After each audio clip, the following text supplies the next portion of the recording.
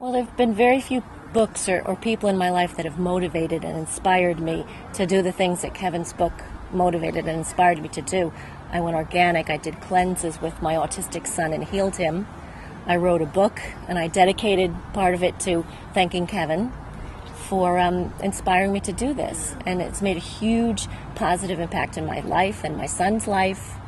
And that's why I was compelled. Well, I don't do anything with my son that I don't try on myself first, especially when he was younger. Now not so much, but when he was younger. So I did all the cleanses, and I changed the diet, and I cured myself of acid reflux, no more Prevacid, IBS, no more antispasmodics, allergies and asthma, no more for every orifice, inhalers, eye drops, whatever. And I went off Lipitor. I recommend his books, absolutely. They're informative, they're funny, they're motivational, inspirational, and a lot of what he says is just, you have to know it.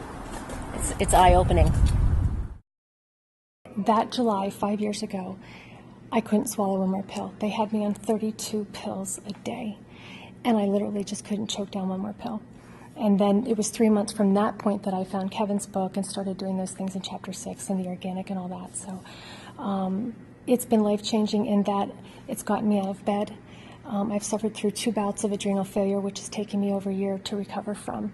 I was in kidney and liver failure, and my cortisol level was down to 1. It should be no less than 17, I believe. So I was in real bad shape when I found Kevin's book. I'm doing a lot better. My husband has his wife back. My kids have their mom back. And I have it all to Kevin. If it weren't for him and who he is and his persistence, if he would have just said, I can't do this, I'm gone, I'm out of here, I'm going to take the money and run, I would not be here. We went for vacation last week. We were at Pikes Peak in Estes Park, and we've been married 19 years, and our original wedding bands have worn down. And so he always gets down on one knee, and I sit on his leg to get a picture at the beach or wherever we are. So we wanted to get higher than Pikes Peak.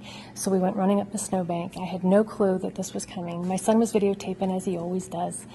And so we went down to get the regular picture we always get. When I turned around, he had an engagement ring, and he said, "Will you marry me all over again?" So it was just wonderful. And it was a moment that I know would not have happened if it weren't for Kevin. He is the biggest blessing. And how do you say thank you to someone who's not only saved your life but given it back to you?